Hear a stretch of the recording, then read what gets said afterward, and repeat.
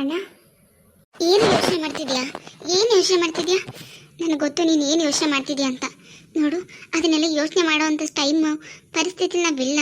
ದಯವಿಟ್ಟು ಅರ್ಥ ಮಾಡ್ಕೋಣ ಪ್ಲೀಸ್ ಕಣೋ. ನೋಡು, ಅಪ್ಪಂಗೆ ಹುಷಾರಿಲ್ಲ. ಅಪ್ಪನ ಬಗ್ಗೆ ಅಷ್ಟೇ ಯೋಚನೆ ಮಾಡ್ಬೇಕು ನಾವೀಗ. ಏನು ಹೇಳ್ತಿದ್ದಿ ಕವಿತಾ? ಹಾಗಂತ ಅವ್ರು ಕೊಟ್ಟಿರೋ ಆಸ್ತಿನ ಇಲ್ಲೇ ಇಟ್ಕೊಂತ ಹೇಳ್ತಿದ್ಯಾ? ನಮ್ಗೆ ಅದು ಯಾವುದು ಬೇಡ ಅಂತ ನಾನು ಅವ್ರಿಗೆ ವಾಪಸ್ ಕೊಡಬೇಕು ಅಂತ ನಿರ್ಧಾರ ಮಾಡಿದ್ದೀನಿ. ನೀನು ಏನು ಹೇಳಕ್ಕೆ ಬಂದಿದ್ಯಾ? ಯಾಕೆ ಅಮ್ಮಂಗೆ ದುರಾಸೆ ಜಾಸ್ತಿ ಆಗಿ ನಿನ್ಗೂ ಆ ಹುಚ್ಚಿಗೆ ಚಿಡ್ಕೋತಾ ಹೆಂಗೆ?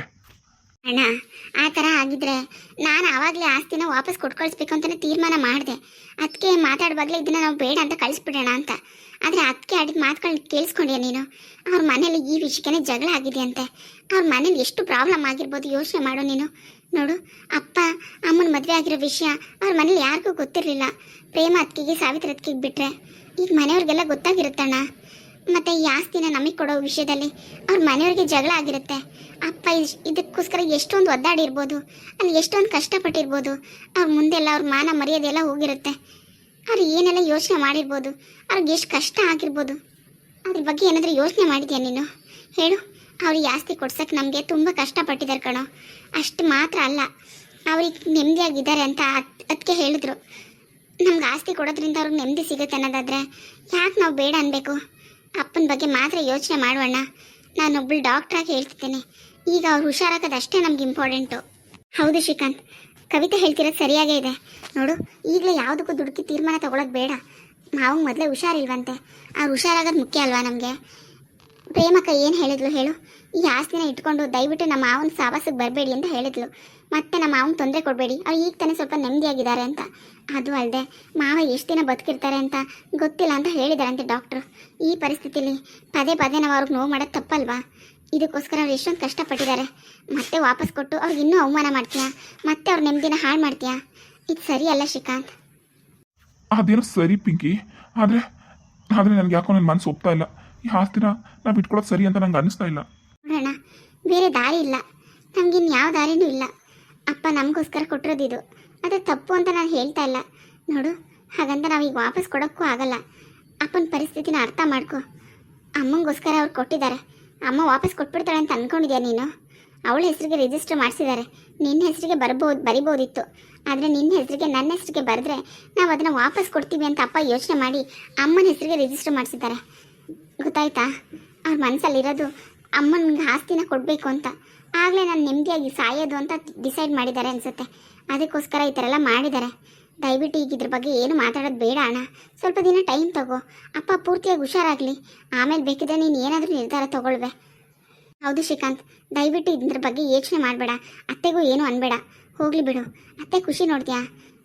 ಏನೋ ಅವ್ರಿಗೂ ಎಲ್ಲ ಥರ ನಾವು ಬಾಳಿ ಬದುಕಬೇಕು ಅನ್ನೋ ಆಸೆ. ಅದೇನು ಬೇರೆ ದುಡ್ಡಲ್ವಲ್ಲ. ಅತ್ತೆ ಮಾವ ಮದುವೆ ಆಗಿದ್ದಾರೆ. ಅವ್ರ ಆಸ್ತಿಲಿ ಅತ್ತೆಗೂ ಬರಬೇಕಾಗಿದ್ದೇ ತಾನೇ ಬಂದಿದೆ. ನೀನು ಏನು ಹೀಗೆ ಮಾತಾಡ್ತಿದ್ಯಾ? ಅವರೇನು ನನ್ನ ಥರ ಅಪ್ಪನ ಮನೆ ಆಸ್ತಿ ಕಿತ್ಕೊಂಡು ಬಂದಿಲ್ವಲ್ಲ, ಗಂಡನ ಮನೆ ಆಸ್ತಿ ತಾನೇ. ಅದು ಹಾಗಲ್ಲ ಪಿಂಕಿ. ಅಯ್ಯೋ ಶ್ರೀಕಾಂತ್, ಸ್ವಲ್ಪ ಸುಮ್ಮನಿರು ನೀನು. ಏನು ನೀನು? ಅಲ್ಲ, ಅಪ್ಪನ ಮನೆಯಿಂದ ಆಸ್ತಿ ಇಸ್ಕೊಂಡು ಬಂದರೆ ಅದು ತಪ್ಪು, ಗಂಡ ಹೆಂಡತಿ ಕೊಟ್ಟರು ಆಸ್ತಿನೂ ಅದು ತಪ್ಪಾ? ಎಲ್ಲ ತಪ್ಪೇನಾ? ನಿನ್ಗೇನಾಗಿದೆ ಸರಿಯಾಗಿ ಯೋಚನೆ ಮಾಡು. ಆಯಿತು, ನಿನ್ಗಿದೆಲ್ಲ ಬೇಡ, ತಪ್ಪು ಅನಿಸಿದ್ರೆ ಆಯಿತು, ವಾಪಸ್ ಕೊಟ್ಟರೆ ಆಯಿತು. ವಾಪಸ್ ನಿಮ್ಮ ಅಪ್ಪನಿಗೆ ಕೊಡೋಣ. ಆದರೆ ಈಗ ಬೇಡ. ಮಾವಂಗೆ ಹುಷಾರಿಲ್ಲ. ನಾವೊಂದು ಸ್ವಲ್ಪ ದುಡುಕಿ ಏನಾದರೂ ಸಣ್ಣ ತೀರ್ಮಾನ ತೊಗೊಂಡ್ರು ಅವ್ರ ಹೆಲ್ತ್ ಮೇಲೆ ಪರಿಣಾಮ ಬೀರುತ್ತೆ. ಅವ್ರ ಆರೋಗ್ಯ ಹಾಳಾಗುತ್ತೆ. ಆಮೇಲೆ ಅವ್ರ ಮನೆ ಸುಮ್ಮನೆ ಬಿಡಲ್ಲ ನಮ್ಮನ್ನು. ಅವ್ರ ಮನೆಯವರೆಲ್ಲ ಮಾವಂಗೆ ಏನಾದರೂ ಆಗಿಬಿಡುತ್ತೆ, ಅವ್ರಿಗಿನ್ನೂ ಹೆಲ್ತ್ ಆರೋಗ್ಯದ ತೊಂದರೆ ಆಗುತ್ತೆ ಅಂತ ಯೋಚನೆ ಮಾಡಿ ಆಸ್ತಿನ ನಮಗೆ ಬರ್ಕೊಟ್ಟಿದ್ದಾರೆ. ಸುಮ್ಮನೆ ಯಾವುದೇ ಕಾರಣಕ್ಕೂ ಬರ್ಕೊಟ್ಟಿರಲ್ಲ. ಅವ್ರ ಮಕ್ಕಳು ಸುಮ್ಮನೆ ಬಿಟ್ಬಿಡ್ತಾರಾ ಹೇಳು? 13 ಕೋಟಿ ಆಸ್ತಿನ ಯಾರಿಗೂ ಬರ್ಕೊಟ್ಬಿಡ್ತಾರೆ ನಿಮ್ಮಪ್ಪ ಅಂದರೆ ಅವ್ರು ಸುಮ್ಮನೆ ಆಗ್ತಾರೆ ಹೇಳು? ಯಾವುದೇ ಕಾರಣಕ್ಕೂ ಯಾರ ಮನೇಲೂ ಯಾವ ಮಕ್ಕಳು ಸುಮ್ಮನೆ ಆಗಲ್ಲ ಅಲ್ವಾ? ಹಾಗಿದ್ರೆ ಅವ್ರು ಸುಮ್ಮನೆ ಆಗಿದ್ದಾರೆ, ಇದನ್ನೆಲ್ಲ ಬರ್ಕೊಟ್ಟಿದ್ದಾರೆ ಅಂದರೆ ಮಾವಂಗೋಸ್ಕರ ಮಾಡಿದ್ದಾರೆ ಇದನ್ನೆಲ್ಲ. ಅವರು ಚೆನ್ನಾಗಿರಲಿ ಅಂತ. ಅದರಲ್ಲೂ ನಮ್ಮ ಅತ್ತೆ ಪಾಪ, ಅವರು ಪ್ರೇಮಕ್ಕ ಅವ್ರ ಅತ್ತೆ, ಅವ್ರ ಹೆಸರೆಲ್ಲ ಇಷ್ಟು ಆಸ್ತಿ ಇದ್ದಿದ್ದು ಅವರೇ ಬಂದು ರಿಜಿಸ್ಟರ್ ಮಾಡಿಸ್ಕೊಟ್ಟಿದ್ದಾರಂತೆ. ನನ್ನ ಗಂಡ ಮುಖ್ಯ, ನನಗೆ ಆಸ್ತಿ ಅಲ್ಲ ಅಂತ. ಅಂಥದ್ರಲ್ಲಿ ನಾವು ಅದನ್ನು ವಾಪಸ್ ಕೊಟ್ಟರೆ ಆ ಮನೆ ಪರಿಸ್ಥಿತಿ ಹೇಗಾಗುತ್ತೆ? ಮಾವನ ಪರಿಸ್ಥಿತಿ ಹೇಗಿರುತ್ತೆ? ಸ್ವಲ್ಪ ಯೋಚನೆ ಮಾಡು. ಮಾವನ ವಿಷಯದಲ್ಲಿ ಏನಾದರೂ ನಾವು ದುಡುಕಿ ತೀರ್ಮಾನ ತಗೊಂಡ್ರೆ ಅವರಂತೂ ನಮ್ಮನ್ನ ಸುಮ್ಮನೆ ಬಿಡಲ್ಲ ಶ್ರೀಕಾಂತ್. ಹೌದಣ್ಣ, ಅದಕ್ಕೆ ಹೇಳ್ತಿರೋದು ಸರಿಯಾಗೇ ಇದೆ. ನಿಜವಾಗ್ಲೂ ಅಪ್ಪಂಗೋಸ್ಕರನೇ ಅವ್ರು ಇಷ್ಟೊಂದು ದೊಡ್ಡ ತೀರ್ಮಾನ ತಗೊಂಡಿದ್ದಾರೆ, ಇಷ್ಟು ದೊಡ್ಡ ನಿರ್ಧಾರ ತಗೊಂಡಿದ್ದಾರೆ.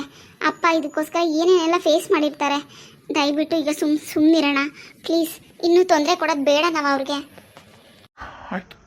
ಆಯಿತು ಕವಿತಾ, ಆಯಿತು. ನಾನು ಇದ್ರ ಬಗ್ಗೆ ಸದ್ಯಕ್ಕೆ ಮಾತಾಡಲ್ಲ. ಏನೋ ಆಗಲಿ ಬಿಡು, ನೋಡೋಣ ಮುಂದಕ್ಕೆ. ನನಗೂ ಅಷ್ಟೇ ಅಪ್ಪನ ಆರೋಗ್ಯನೇ ಮುಖ್ಯ. ಅವ್ರಿಗೆ ತೊಂದರೆ ಕೊಡೋಕೆ ನನಗೆ ಇಷ್ಟ ಇಲ್ಲ. ನೋಡೋಣ. ಸರಿ, ನೀನೀಗ ಅದ್ರ ಬಗ್ಗೆ ಯೋಚನೆ ಮಾಡೋದು ಬಿಟ್ಬಿಡು. ಯಾಕೆ ಆಫೀಸ್ಗೆ ಹೋಗಿಲ್ವಾ ಇವತ್ತು? ಸರಿ, ಹೋಗಿ ರೆಸ್ಟ್ ಮಾಡು ಆಯಿತು. ಸರಿ, ನಂಗೆ ತುಂಬ ತಲೆನೋವ್ತಿದೆ.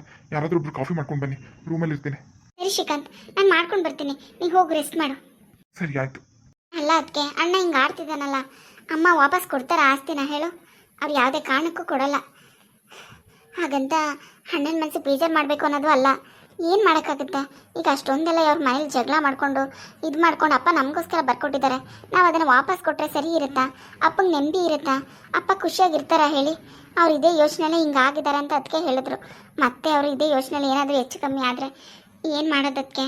ಅದಕ್ಕೆ ನಾನು ಅಣ್ಣನ ಹತ್ರ ಈಗ ಹೇಳಿದ್ದು. ನಾನು ಮಾತಾಡಿದ್ದು ಸರಿ ತಾನೆ? ಸರಿಯಾಗೇ ಮಾತಾಡಿದೆ ಕವಿತಾ, ನೀನೇನು ತಲೆ ಕೆಡಿಸ್ಕೋಬೇಡ. ಸರಿ ಅದಕ್ಕೆ ನೀನು ಹೋಗು, ಅಣ್ಣನ ಸಮಾಧಾನ ಮಾಡು. ನಾನು ಇಬ್ರಿಗೂ ಸೇರಿಸಿ ಕಾಫಿ ಮಾಡ್ಕೊಬರ್ತೀನಿ, ಆಯಿತಾ? ಆಯ್ತಾಯ್ತು. ಸರಿ, ನೀನು ಮಾಡ್ಕೊಂಡು ಬಾ, ನಾನು ಹೋಗಿ ನಿಮ್ಮ ಅಣ್ಣನ ಹತ್ರ ಮಾತಾಡ್ತೀನಿ. ಸರಿ, ಅಮ್ಮ ಎಲ್ಲೋದ್ಲಕ್ಕೆ? ಮನೇಲೆಲ್ಲೂ ಕಾಣಿಸ್ತಾನೆ ಇಲ್ಲ. ಅಯ್ಯೋ ದೇವ್ರೇ, ಅದ್ರ ಬಗ್ಗೆ ಯಾಕೆ ಹೇಳ್ತೀಯ ಕವಿತಾ? ನೀನೇ ನೋಡುವಂತೆ. ಮೊದಲು ನಿಮ್ಮ ಅಣ್ಣಗೆ ಕಾಫಿ ಮಾಡಿಕೊಟ್ಬಿಡು, ಆಮೇಲೆ ನಿನ್ನ ಕರ್ಕೊಂಡು ಹೋಗ್ತೀನಿ. ಅತ್ತೆ ಎಲ್ಲಿದ್ದಾರೆ ಅಂತ ತೋರಿಸ್ತೀನಿ. ಹೌದಾ? ಎಲ್ಲಿದ್ದಾರೆ ಆಗಿದ್ರೆ? ಹೇಳಿದ್ನಲ್ಲ, ನೀನೇ ನೋಡುವಂತೆ. ಮೊದಲು ನಿಮ್ಮ ಅಣ್ಣನ ಕಾಫಿ ಕೊಟ್ಬಿಟ್ಟು ಹೋಗೋಣ, ನಡಿ. ಸರಿ ಅದಕ್ಕೆ ಬನ್ನಿ. ಸದ್ಯ ಯಾವುದೋ ಒಂದು ರೂಪದಲ್ಲಿ ಆಸ್ತಿ ಅಂತೂ ಬಂತು. ನಾನು ತಂದಿದ್ರೆ ನನ್ನ ಗಂಡ ಬೇಡ ಬೇಡ ಬೇಡ ಅಂತ, ಈಗ ಅವ್ನು ವಾಪಸ್ಸೇ ಕೊಡೋಕ್ಕಾಗಬಾರ್ದು, ಆ ಥರ ಪರಿಸ್ಥಿತಿ ಬಂದಿದೆ. ಈಗಲಾದರೂ ಈ ಆಸ್ತಿ ಜೊತೆ ಸ್ವಲ್ಪ ಅಡ್ಜಸ್ಟ್ ಮಾಡ್ಕೊಂಡು ಹೋಗೋದು ಕಲಿಬೇಕು ಇವನು. ಹಾಂ ಬಿಡು, ಇನ್ನು ಈ ಆಸ್ತಿ ವಾಪಸ್ ನಮ್ಮ ಅತ್ತೆ ಕೊಟ್ಟಂಗ ಇಡೀ ಊರಿಗೆ ಹೇಳೋಕೆ ಹೋಗಿದ್ದಾರೆ. ಇನ್ನು ವಾಪಸ್ ಕೊಟ್ಟಂಗ ಇವನೆಷ್ಟೇ ತಿಪ್ಪರ್ಲಾಗ ಹಾಕಿದ್ರು ಅಷ್ಟೇ. ಯಾವುದೇ ಕಾರಣಕ್ಕೂ ನಮ್ಮ ಅತ್ತೆ 1 ರೂಪಾಯಿನೂ ವಾಪಸ್ ಕೊಡಲ್ಲ. ಬನ್ನಿ ಫ್ರೆಂಡ್ಸ್, ತೋರಿಸ್ತೀನಿ ನಮ್ಮ ಅತ್ತೆ ಎಲ್ಲಿ ಹೋಗಿದ್ದಾರೆ ಅಂತ.